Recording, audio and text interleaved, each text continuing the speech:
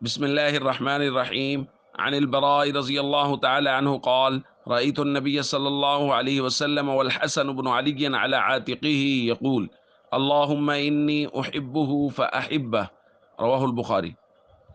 حضرت برا رضی اللہ تعالیٰ عنہ فرماتے ہیں، میں نے نبی کریم صلی اللہ علیہ وسلم کو دیکھا کہ حضرت حسن رضی اللہ تعالیٰ عنہ آپ صلی اللہ علیہ وسلم کے مبارک کندھوں پر ہیں، اور حضور علیہ الصلاۃ والسلام یہ دعا فرما رہے ہیں: اے اللہ، میں حسن سے محبت کرتا ہوں، آپ بھی اس سے محبت فرمائیے۔ ایک دوسری روایت میں حضرت ابو ہریرہ رضی اللہ تعالیٰ عنہ فرماتے ہیں، نبی کریم صلی اللہ علیہ وسلم سیدہ خاتون جنت سیدہ فاطمۃ الزہرا رضی اللہ تعالیٰ عنہ کے گھر تشریف لے آئے، اور حضور علیہ الصلاۃ والسلام نے آ کے پوچھا کہ وہ ہمارا بیٹا کہاں ہے؟ حضرت حسن رضی اللہ تعالیٰ عنہ دوڑتے ہوئے تشریف لائے، اور حضور علیہ الصلاۃ والسلام سے گویا لپٹ گئے، اور حضور علیہ الصلاۃ والسلام حضرت حسن سے محبت بھی فرما رہے ہیں، اور ساتھ ساتھ یہ دعا فرما رہے ہیں: اللہم احببہ واحب من یحبہ۔ اے اللہ، حسن کو اپنا محبوب بنا لیجئے، اور ہر اس شخص کو اپنا محبوب بنا لیجئے جو حسن سے محبت کرے۔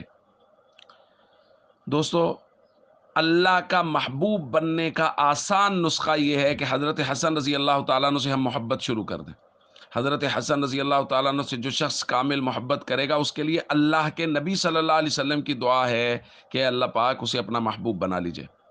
لیکن یہاں مسئلہ وہی ہے کہ کیا زبان سے کہہ دینا کہ مجھے حضرت حسن سے محبت ہے یہ کافی ہے اور اس سے دعا حاصل ہو جائے گی؟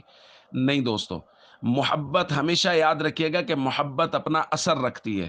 جب ہم حضرت حسن رضی اللہ تعالیٰ عنہ سے سچی محبت کریں گے تو ہمارے کردار میں اس کی پوری جھلک ہوگی، ان کے جیسی ہم عبادات کرنے کی، اخلاق، سیرت۔ تو حضرت حسن رضی اللہ تعالیٰ عنہ سے محبت کریں، اور اس کا اثر ہماری طبیعتوں پہ یہ ہوگا کہ ہم نماز کے پابند ہوں گے، ہم قرآن کی تلاوت کے پابند ہوں گے، ہم با اخلاق ہوں گے، لوگوں کے ساتھ محبت سے پیش آئیں گے۔ اس لیے حضرت حسن سے کامل محبت رکھیں تاکہ اللہ کے نبی صلی اللہ علیہ وسلم کی ہمیں دعا حاصل ہو اور ہم اللہ کے محبوب بن جائیں۔ السلام علیکم ورحمۃ اللہ وبرکاتہ۔